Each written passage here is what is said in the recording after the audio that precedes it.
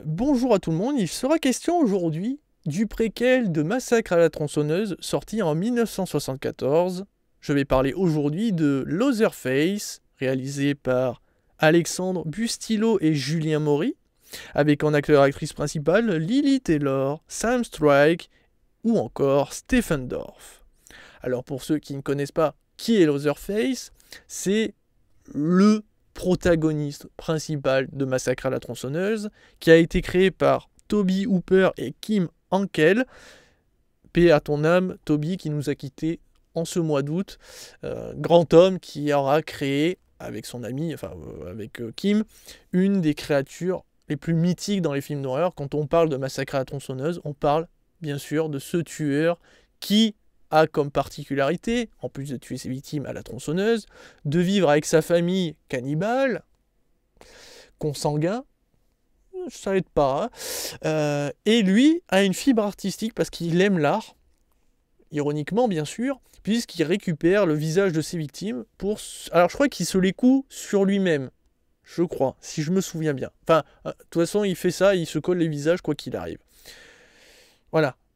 Et ça a traumatisé énormément de générations. C'est aujourd'hui considéré comme un film culte, qui a eu beaucoup de succès, et forcément qui a eu le droit à ses suites, qui sont tout aussi gore, puisque c'est des films extrêmement gore, entre guillemets. On est dans l'horreur ambiance, hein, pas trop de jumpscare, c'est vraiment, on veut montrer de la mort, c'est dégueulasse, voilà, c'est le but.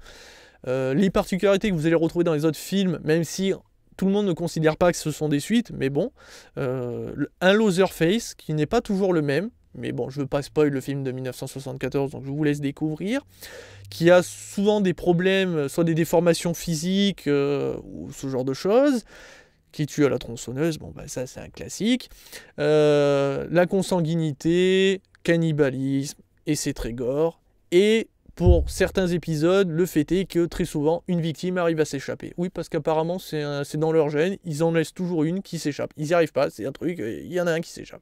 C'est comme ça.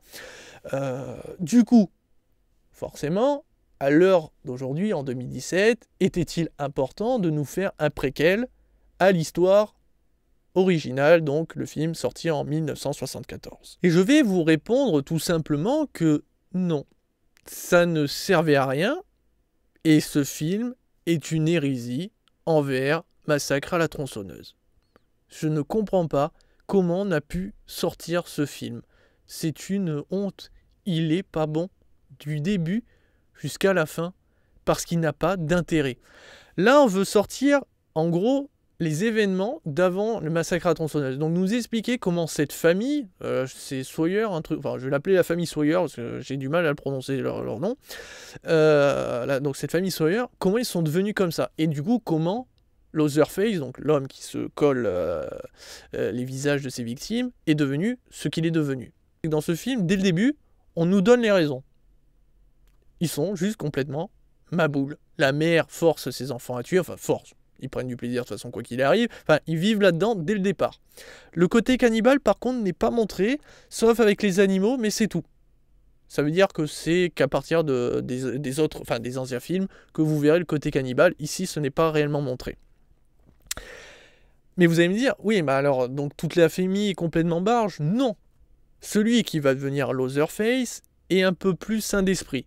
Il veut aider les gens, il n'est pas forcément passionné par la mort, c'est pas son trip, mais du coup, il y aura des événements qui vont le conduire à devenir complètement barge. Bien sûr, sa mère l'y aidant pas, clairement. Mais ce qui fait que tous les protagonistes, tous sans exception, hormis la famille Sawyer, on sait qu'ils vont crever, on le sait bien, puisque si, imaginons, une victime avait survécu, forcément, le film de 1974 n'aurait pas été écrit de la même manière. Or, ils ont dû respecter un minimum le massacre à la tronçonneuse. Et pour ça, toutes les victimes meurent. Tous, sans exception. Donc du coup, ceux qu'on veut nous forcer à ce qu'on s'y attache, comme cette infirmière, elle est mignonne, tout ça, c'est triste pour elle, mais tu sais qu'elle va crever. À aucun moment, tu peux te dire, j'ai de l'espoir pour celui-là. Je suis sûr que lui, il va survivre. Bah non, tu sais qu'il va crever. Et en plus de ça, c'est extrêmement prévisible quand et comment ils vont mourir. Du coup, pas comment, parce qu'il y a des morts un peu surprenantes peut-être, mais il n'y a aucune surprise. Donc déjà, t'as pas de surprise au niveau de l'histoire, t'as pas de surprise au niveau des morts. Qu'est-ce qui te reste? La musique? La musique, elle est bien, d'accord. Bon, ben alors, il te reste les morts. Parce que c'est là, il faut mettre l'accent. On ne peut plus s'arrêter. Il faut que les morts soient spectaculaires. Il faut montrer des trucs gore. Surtout à l'heure d'aujourd'hui. Eh bien, même ça, c'est foiré. Vous n'allez voir quasiment rien.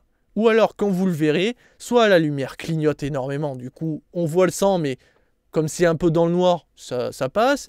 Soit ça va être un gros plan à la con, comme avec le mec qui se fait bouffer par le cochon. T'as le cochon quasiment sur lui, donc tu vois pas grand chose non plus. Enfin, tu comprends bien qu'il se fait bouffer la jugulaire, mais bon. Mais bon, c'est dans le noir. Et puis de toute façon, hop, allez, au bout de 3 secondes. Un des moments phares, c'est quand même un mec qui s'est tué par une tronçonneuse. On est d'accord, t'as envie de le voir.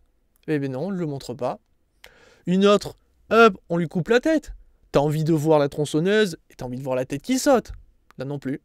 Tu vois la tronçonneuse qui va partir, t'as la tête qui s'envole sur un autre plan, et sur l'autre plan, on voit le mec qui fait ça. Voilà, on te montre rien.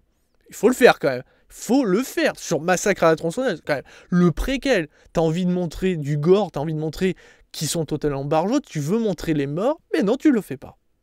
Du coup, il sert à quoi ce film, à part me faire chier, et je trouve donner une mauvaise image de ce que c'est Massacre à la tronçonneuse. Eh bien, il sert à rien. C'est une pure hérésie. Et honnêtement, je ne comprends pas comment ils ont pu être satisfaits de leur travail. Ça ne met pas en valeur ce que c'est Leatherface et Massacre à la tronçonneuse. Oui, on comprend pourquoi, au final, d'une certaine manière, Leatherface va se coller les visages de ses victimes, mais je pense qu'il n'y avait pas besoin de faire un film. Tu pouvais aller sur le forum, sur un forum où tu disais, bon ben voilà pourquoi Leatherface il se colle les visages de ses victimes, parce que voilà, fin. Mais non, toi t'as fait un film d'1h30 pour ça. Sachant que c'est que vers la fin, je vous rappelle que vous allez voir pourquoi, comprendre le pourquoi. Voilà. Du coup, il est temps de donner ma note. C'est 1 étoile sur 5. Et encore, parce que les musiques sont bonnes, et parce que, je n'ai pas dit ce détail, mais je vais le mentionner, parce qu'il y a de la nécrophilie. Voilà pourquoi je lui donne un point. Mais ça mérite pas plus, et encore, il a de la chance qu'il y avait de la nécrophilie. Alors, bien sûr, je rassure tout le monde, c'est dilué. Oui, vous allez voir... Enfin, c'est pas la nécrophilie dans le sens où c'est une personne qui va se faire un cadavre, mais il y a un jeu sexuel avec un cadavre, donc je considère que c'est de la nécrophilie quand même.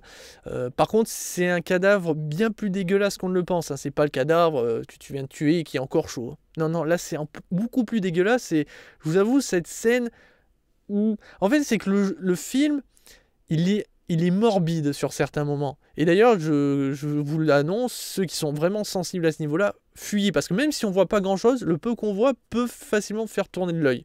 Voilà. Et il suffit d'imaginer avec les bruits, tout ça, ça peut... Parce que moi, rien peut vraiment me faire vomir. J'ai peur, mais alors le gore, faut y aller, les gars. Vous pouvez y aller, moi, Même là, le truc nécrophile, mais j'avoue que quand j'ai vu le cadavre, ah non, c'est pas... Voilà. Bon, c'est bien de terminer sur de la nécrophilie. C'est aussi merdique, finalement, que ce film. Du coup, voilà ce qui conclut la critique de Leatherface, le préquel du célèbre film Massacre à la tronçonneuse, sorti en 1974. Je vous invite à découvrir plus ce film, qui a peut-être un peu mal vieilli, peut-être, mais qui au moins va vous montrer ce que c'est un bon film gore, avec une belle histoire, bien filmée, bien sur tous ses aspects quand même, globalement. Mais ce préquel, n'allez jamais le voir. Enfin, c'est pour vous que je dis ça. Après, maintenant, faites ce que vous voulez. Allez, sur ce, ciao ciao.